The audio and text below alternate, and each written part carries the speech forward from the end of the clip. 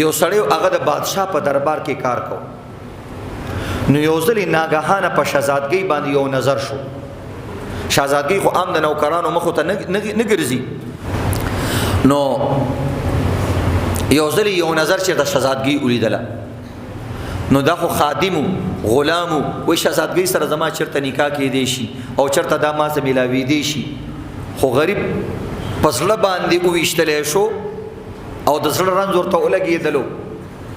نو هغه ورته چرته ملاوېده، بیمار شو، تبه پرې ولګېده. اوس شادي شدم دی، کور ته لاړې، ښځه ورته کار له نه ځي، ویل نه.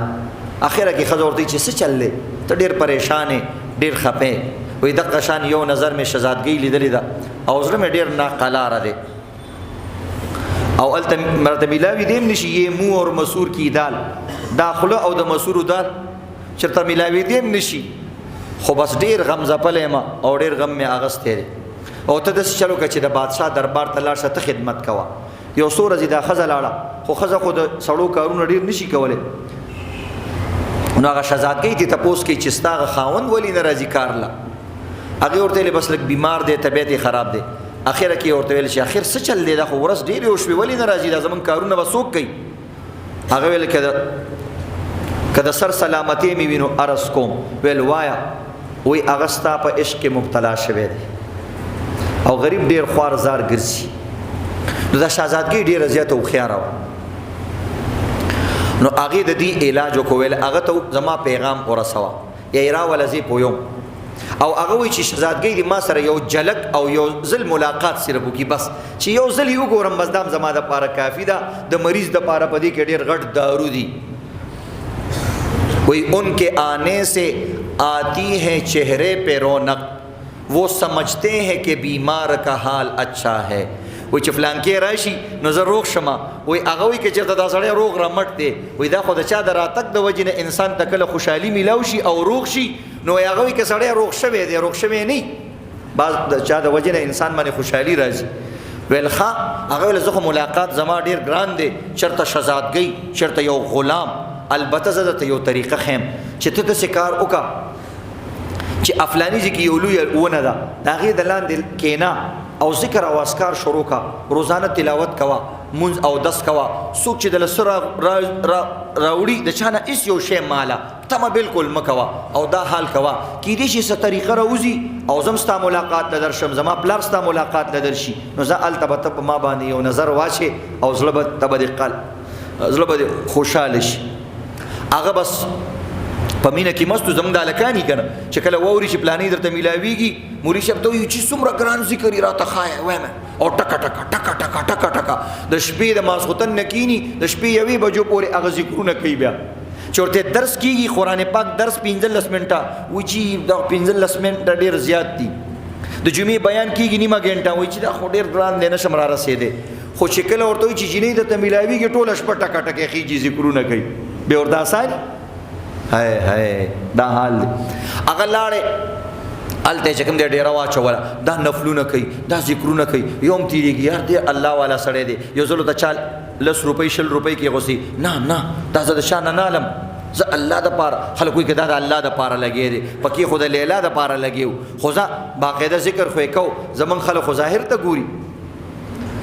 نو ډیر زیات مشهور شو، خلک به دم درود لم راتلو، دعا لم راتلو، چا نه به ډالۍ نه اغوستله. د ده په زړه کې خو چې لیلا به ماته میلاویږي یو نظر دپاره، او هغه ښځه جینۍ به راځي، شهزادګۍ به راځي. یو ځل بادشاه چا خبر کو، ویل ډېر بزرګ سړی دی، هغه وزیر راولېږلو، خپله رالو او ځان سره ډېرې ملغلرې او ډېر جواهرات راواغستو، د هغه په قدمونو کې کېغوستو، د هغه په قدمونو کې کېغوستو، ده ولله لته ورکړه، هغه ټولې خواره واره کړه، نه زه د چا نه تمې نه لرم او زما دا شیونه نه دي په کار. بادشاه هم ډېر متاثره شو، وزیرم متاثره شو چې داسې الله والا سړی چې په خپله وله شی ورکې هم نه غواړي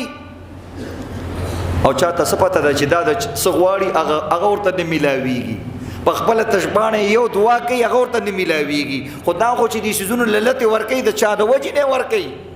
چا ورته ویلي دي. د دې جینکیانو دا خلک دومره مني،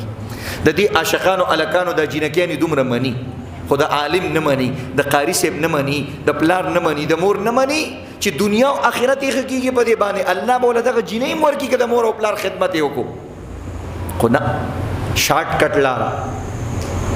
نو عزتمندو یو ځل دا بادشاه رالی، د دی جینۍ ته وایي ډېر خوشحاله لورو ته وایي بادشاه سلامت ابا جان ولې خوشاله وای ډیر ناشنا سړي سره مې نن ملاقات وشو ما د هغه په قدمونو کې پیسې کېغوستې او جواهرات کېغوستو یو شی قبول نکو تاسې الله والا سړی دی د جینۍ ورته وایي خوښه دې نه ده چې د دې الله والا زم یو زیارت وکړم او زه به هم یو دیدار وکړم حالانکه ښځو سره به ملاقات نه کې ښځو سره به نه میلاوېږي چې هر څومره لوی پیر داسې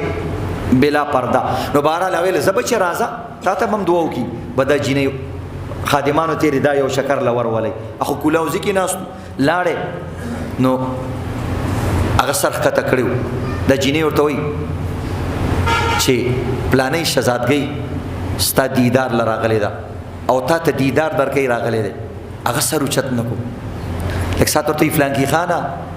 زما د دیدار دپاره دی دا دومره کال دا دومره میاشتې دلته په دې شړ شبړ ځای کې تېر کړی د خاورو ویرو کې دې تېر کړه یو نظر خو اوچت که کنه زه هغه شهزادګۍ راغلی ما بیا یې نظر اوچت نه کو درېیمه پیره ورته وویل چې نظر اوچت که بیا نظر اوچت نه کو بیا ورته وایي آخر ولې نظر نه اوچتې زما دپاره د ځان ملنګ کو زما دپاره د ځان خاورې ایرې کو نن درته هغه میلاویږي نو نظر نه اوچتې یو نظر اوچت که نظر نه اوچتې زه یو څو خبرې خو را سره وکړه چې ولې نه اوچتې نظر هغه ویلې نظر ځکه نه اوچتومه چې بیګاه شپې پورې خو زما دا او هم ستا دپاره مې دا کول چې ما ته شهزادګۍ یو دیدار یو نظر میلو شي خو چې کله بیګاه ستا پلار رالی او ما هغه جواهرات او هغه تال له یو لته ورکړه او په زړه کې مې دا یقین و چې زه دا نه قبلومه وایي د شپې راله الله رب العزت خوب کې چې کوم دی رالو او الله رب العزت راته ویل چې ګوره زما بنده د یو جینۍ دپاره صرف تا زما ذکر وکړلو